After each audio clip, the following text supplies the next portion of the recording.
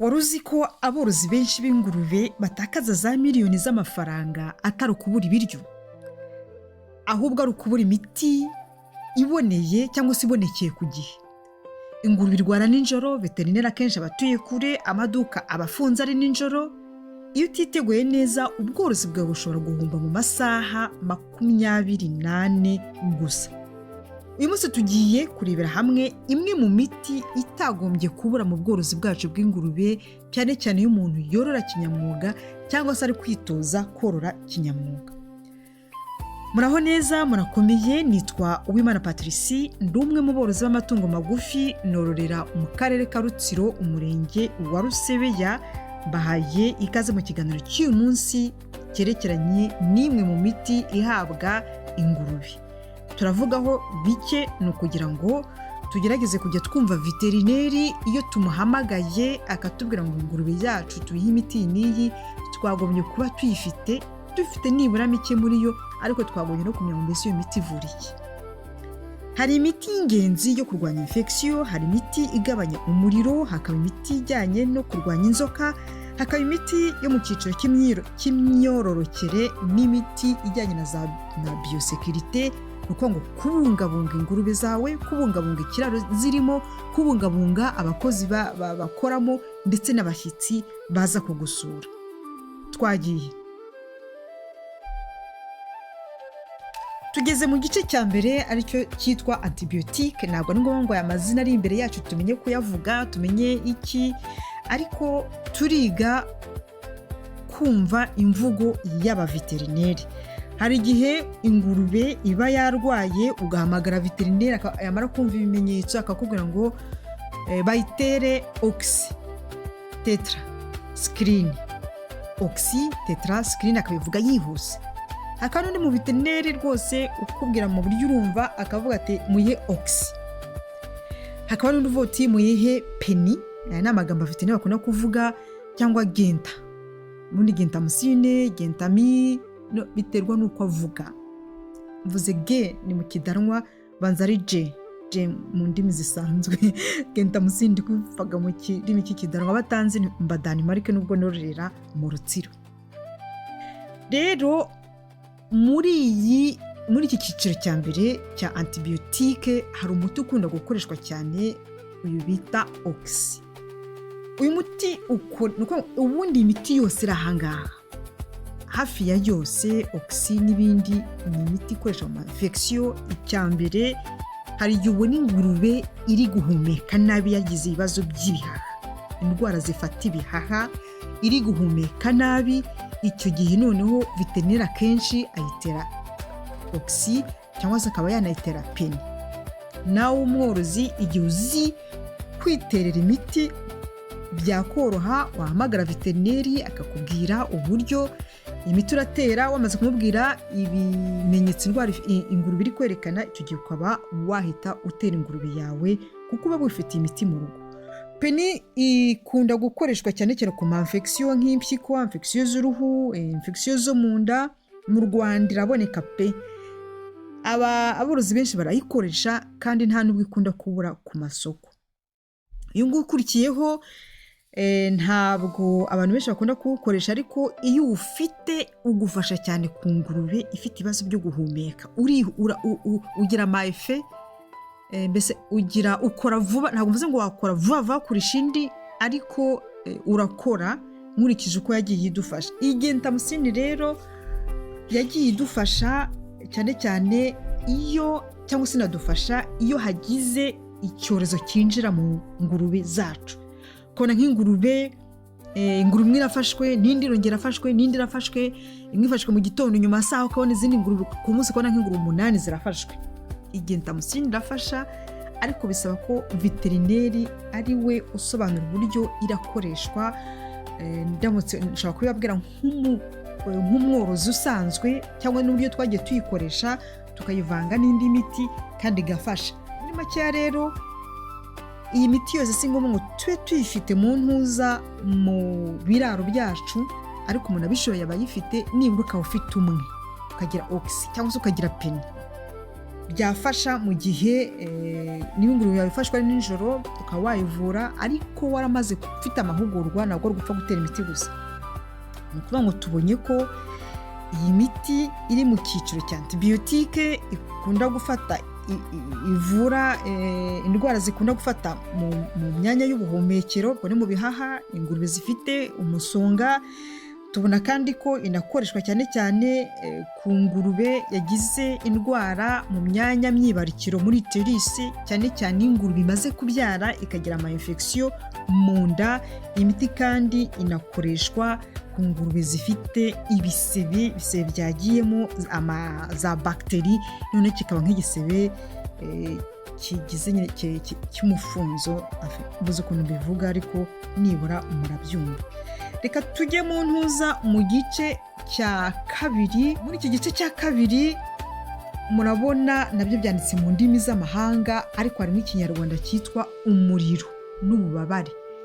Iyi ni imwe mu miti ifasha ingurube ifite umuriro kuva kuri 40 gusubiza hejuru. Ingurube ifite umuriro icyo gihe hari igihe uhamagara veterineri, cyane cyane ku borozi borora kinyamwuga bagombye kuba bafite termometre. Babona ingurube zabo zitangiye kugaragaza ibimenyetso bidasanzwe bagafata umuriro, noneho bagahamagara veterineri bamubwira bati twafashe umuriro, dusanze ingurube wenda ifite 39, dusanze ifite 38. Niba ari 40 ubwo ingurube yatangiye kuzana umuriro. Akenshi veterineri akubwira ngo ni muyitere fenire. Niyo mpamvu nashyizeho n'iri bara, twagombye kugira fenire mu bworozi bw'ingurube zacu. Hari umuti, uyu muti nawo ukunda kugira akamaro kanini cyane, dexamethasone. Veterineri akunda kwivugira ngo muyihe dexa. Uyu muti ni ingenzi cyane, usibye ibyo tubonye by'umuriro no kugabanya ububabare, unaterwa igihe ingurube yagize shoke. Shoke wenda nzayitegura mu biganiro biri imbere, ariko navugaho duke. Hari igihe ujya mu kiraro ugasohoka nyuma y'iminota 10 wagaruka ugasanga ingurube iri hasi, iri kurashya amaguru yose, ururimi rwahengamye, amaso yibiranduye, iri kuzana urufuzi. Icyo gihe iyi ngiyi dexa ishobora gufasha ingurube zawe. Ingurube ushobora no kuba byatewe na stress, kuko hari ukuntu tuvuga ngo ingurube yagize stress, ariko burya stress ni ikintu kinini cyane. Nabyo umuntu yibutse yazakora ikiganiro cyerekeranye tukajya tununganirana. Stress y'ingurube ni iyihe, ni ibihe bimenyetso bigaragaza ko ingurube ifite stress. Ariko wenda hari ikimenyetso kimwe nanavugaho. Hari igihe ingurube ihekenya amenyo ifite stress, hakaba n'igihe ihekenya amenyo ifite ububabare. Yakubititse ingurube igahekenya amenyo pe ari ububabare, akaba n'igihe ingurube ihekenya amenyo kubera stress.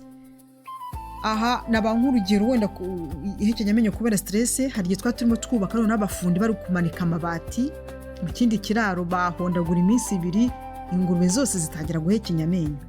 Ariko niba izacu zarahekenya amenyo ntibivuze ko izanyu zizahekenya amenyo igihe zagize stress. Ni ukuvuga ngo muri makeya twavuga ko imiti iri muri iki cyiciro ari imiti igabanya umuriro uri hejuru cyane, akaba ari imiti irwanya kubyimbirwa kw'ingingo z'ingurube cyangwa se za tisi, umubiri w'ingingo nako umubiri w'ingurube wabyimbye.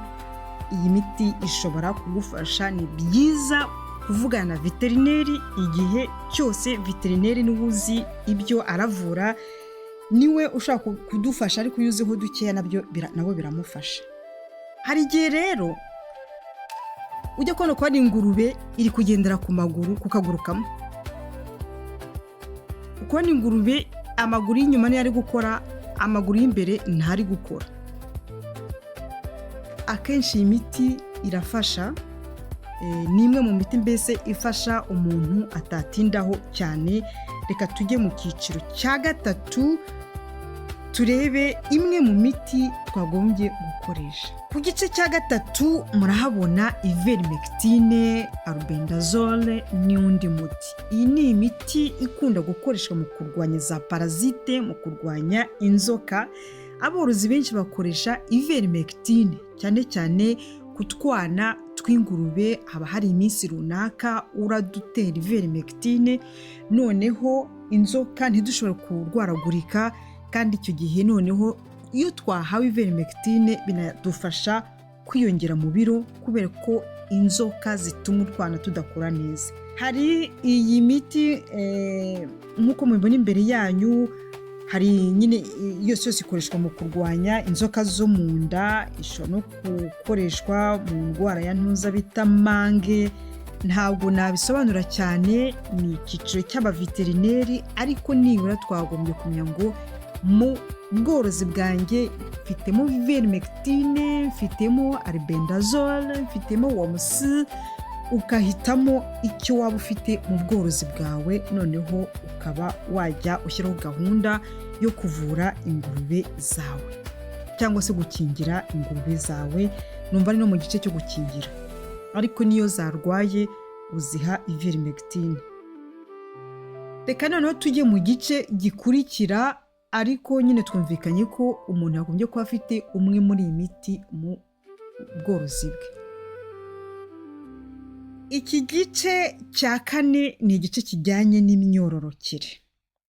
Ni igice kijyanye n'imyororokere.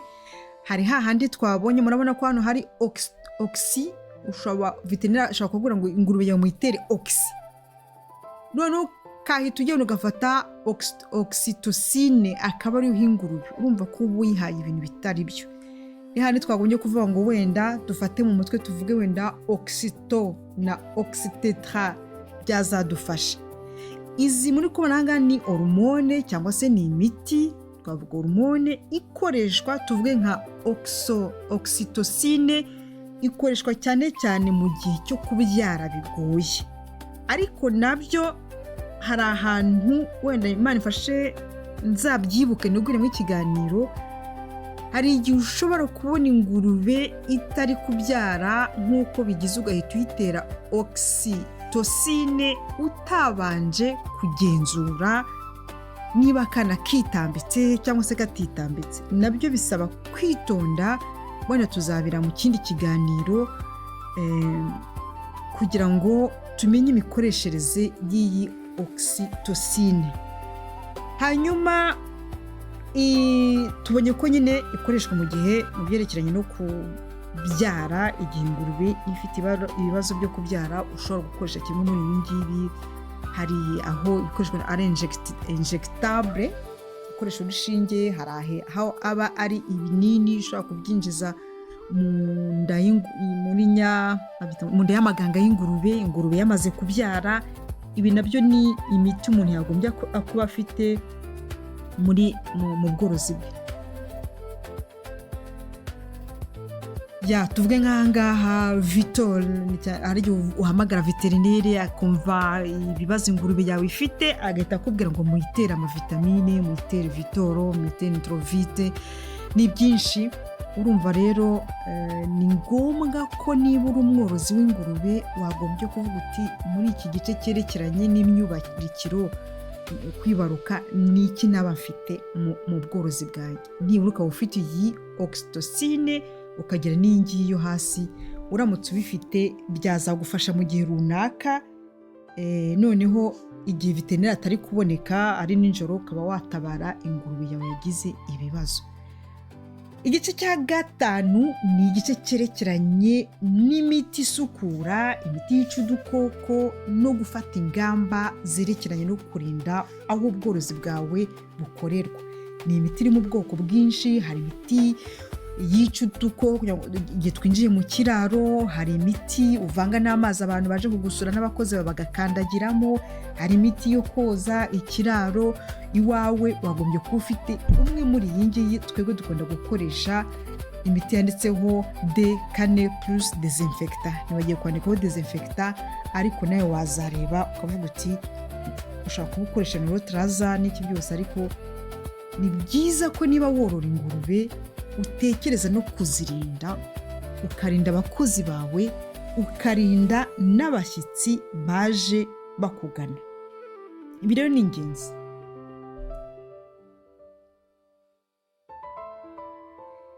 Muri ibi byose icy'ingenzi aborozi bagomba kumenya ntabwo umuntu akoresha antibiyotike nubwo twabonye ko zifasha igihe ingurube iri guhumeka nabi. Tugomba kwirinda gukoresha antibiyotike uko twiboneye. Tugomba kwubahiriza doze, niba ari miligrame zingahe ku kiro, biterwa n'imiti urakoresha miligrame, niba ari mililitiro, niba ari cc, ukabimenya. Noneho ahangaha nuko nabishyize byanditse mu ndimi z'amahanga, ndagerageza kubishyira mu kinyarwanda mwumve n'impamvu ari ingenzi. Iyo ingurube, itungo riri guhabwa antibiyotike, haba hari igihe iyo miti igomba kuba yashiriye mu mubiri. Bivuze ngo igihe imiti ikiri mu mubiri ntabwo abantu bagombye kurya iryo tungo, kuko hari igihe uvura itungo ukabona ritazakira vuba, none ukavuga uti reka ndigurishe aho kugira ngo nkomeze nditangeho amafaranga. Ni byiza rero kubanza kumenya ngo niba ntanze penistrepe n'urugero, ntanze peni, ese irava mu mubiri w'ingurube ryari kugira ngo abantu bashobore kuyirya iyo ngurube?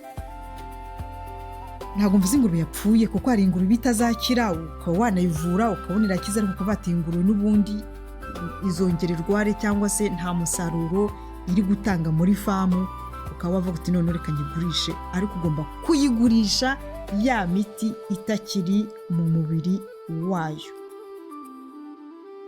Hari umworozi w'umuhanga ntabwo ategereza indwara, ntabwo umuntu ategereza ko indwara zibanza kwinjira mu kigo mbere y'uko ujya gushakisha imiti. Wagombye kuba ufite imwe mu miti y'ingenzi, kandi twabonye ko rwose bishoboka.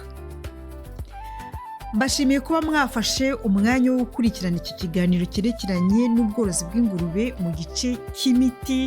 Twabonye ko hari imwe mu miti itagombye kubura mu bworozi bwacu. Abashyashya mwiyandikishe kugira ngo mu kiganiro cy'ubutaha kizajye kibageraho kigisohoka. Imana ibagirire neza, naho ubutaha, bye.